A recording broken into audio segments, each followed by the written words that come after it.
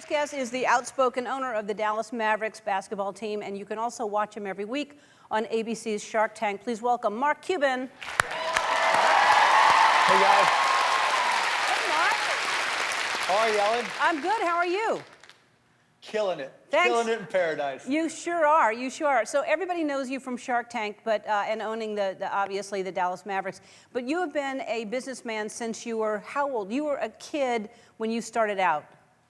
Yeah, probably 9 and 10 years old selling baseball cards, and then 12 years old selling garbage bags door to door. I've been a hustler as long as I can remember.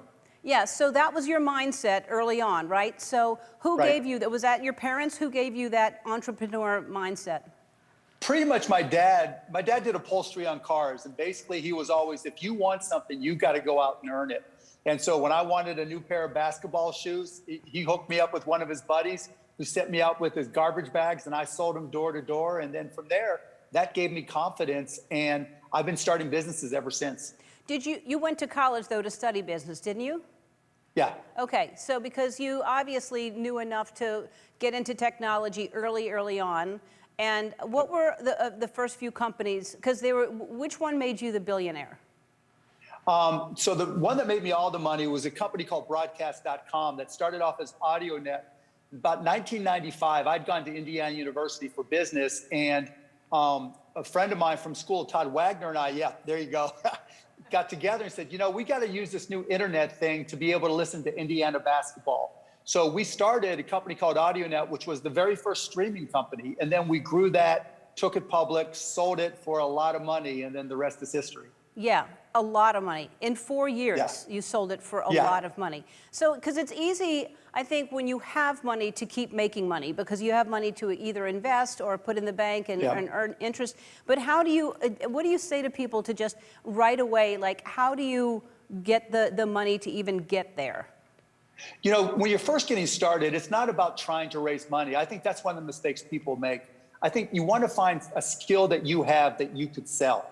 You know, for me, it was selling garbage bags door to door. It was selling baseball cards. It was something that I could do. Shoveling driveways. You may be somebody that can make, you know, you have a skill at creating something. That's what you want to do. Find something you can do personally and go out there and find customers for it and then grow it.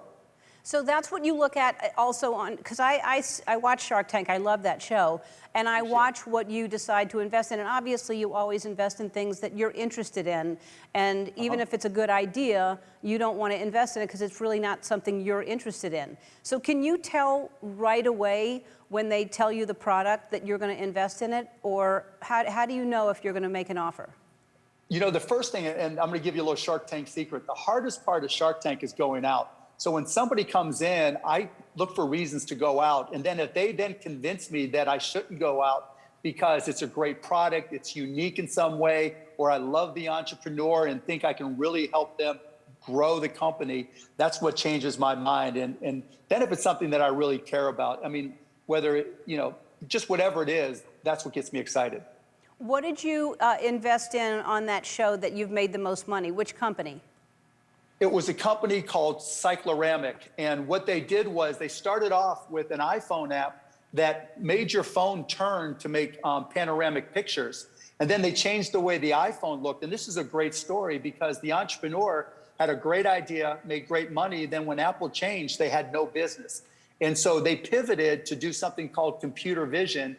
And then we sold it to a company called Carvana. So now if you go to the Carvana website, and you can spin the car on the web page and open the doors and look inside. That's from a Shark Tank company called Cycloramic. And that was just an incredible success where they went from almost being out of business to selling the company for tens of millions of dollars. Wow, that's incredible. Yeah, it was unbelievable. Yeah.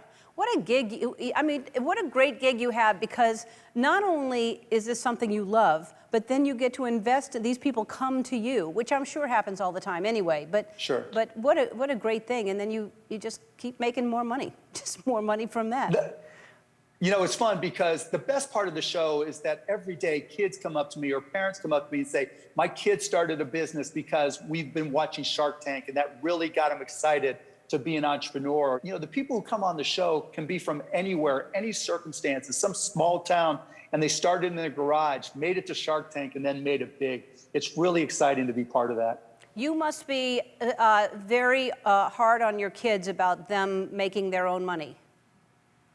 Nah, not really. I try not to pressure them, but I try to encourage them just to get into whatever they want. To me, you know, if you can get excited, the way to really be successful in my mind is just being able to get excited about something that you wake up every day looking forward to. And then if you can get really good at it and you want to make money at it, you can. And that's what I try to teach my kids. Find something you love to do. Yeah, and then they make you do TikToks. So you tell them what to do, and then you do TikToks with them. Oh my God, yeah, that's an adventure. Yeah, there you go. That's fantastic. I love that. Oh, it's awesome. That part. So I have to ask you really quickly, we're out of time, but what are your thoughts on NFTs that everybody's talking about? And then you got into cryptocurrency and NFTs early, so is that something that we should all be looking at? Don't, you know, the thing about NFTs is they're just digital collectibles. Don't think about the technology at all. It's just one more thing to collect, only it happens to be digital. If you think about everything on your phone that you value, particularly younger kids, I mean, their most valuable possessions are things on their phone. An NFT is just a digital collectible that you can buy, hold, sell like any other collectible. And cryptocurrency? Cryptocurrency is just an asset to invest in. You know, Bitcoin is kind of like a digital version of gold. Ethereum is a digital version of a currency.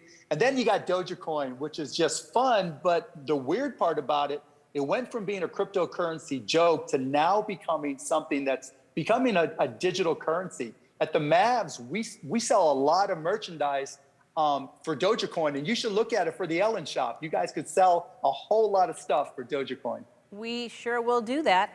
Mark, we're going to take a break, and then we're going to get some money tips from you when we come back. We'll be back. We're back with Mark Cuban. Very, very successful career, made a lot of money. So you say some of your tips, pay off credit card debt. Absolutely, because credit card interest expense is like 19 to 29%. You're not going to make that in the stock market or anywhere else automatically. Pay off that debt. All right. Always save 6 months of expenses. You never know what can go wrong. We saw the pandemic. Crazy things happen in life. You want to have that cushion. Yeah. Invest in what you know. Yeah, people try to get all fancy and think, you know, they have a friend who knows this or that. Stick to the things that you know. And if it's something you're interested in, find out more and see if it's investable. Yeah, so my thing has been real estate. I love real estate, and I love, you know, houses and design, so that's what I've invested in. But now I'm interested in Doji Coin, and I really want to know more about this. So talk about Doji Coin. It's crazy, the craziest story ever. So Doji Coin is a cryptocurrency that was created as a joke in 2013 by these two programmers, right? And they just made it just to mess around. And then probably 2 years ago, people started talking about the meme online, okay, and started buying it. And probably within the last 6 months, the number of people buying it has just skyrocketed into the millions, and the value has gone up incredibly. And I'll give you an example. My son and I bought some for less than a penny. Jake, who's 11 years old, bought $30 worth, I think it was, for less than a penny. Then it went up to 6 cents. He bought a little bit more. Then it went up to 40 cents, and now it's about 26 cents. So the question everybody wants to know is Doji Coin a good investment? And here's the reason I got Jake into it. It's not necessarily the best investment you can make, but you can buy it on Robinhood, and signing up and trading on Robinhood is free. So that's one thing. The second thing is it's about 26 cents per Doji Coin. So if you go and spend $5, $10, $15, that's a better bet, better investment than buying a lottery ticket. And you know what? It could go up. And the second part about it is if it doesn't go up and you want to spend it, you can buy merchandise on the Maverick store, hopefully soon on the Ellen shop. So it's also becoming a digital currency, which is crazy if you think back to its origins. But as overall, when someone brings up Doji Coin to you and ask you if it's a good investment, I wouldn't say it's the world's best investment, but it's a whole lot better than a lottery ticket, and it's a great way to learn and start understanding cryptocurrencies. And it seems like it's just going to keep going up and up. I mean, there's no guarantee. But one quick thing No. before we go. So Robinhood, if you go on Robinhood to buy Doji Coin, they want your social security number. I'm always skeptical about things like that. I'm less concerned about that because there's something called know your customer. They have to make sure you're not a money launderer or a fraudster. And so they have to confirm your identity. So they're pretty good at keeping it secure. So I did it. You know, I didn't have a problem putting in my information. All right, cool. Well, I trust you. Thank you so much for being with us, Mark. Thanks for having me on, Ellen. I really appreciate it. I really enjoyed it. It was great. Thank you. Yeah, see you soon, I hope. Shark Tank airs Fridays at 8 on ABC. We'll be back.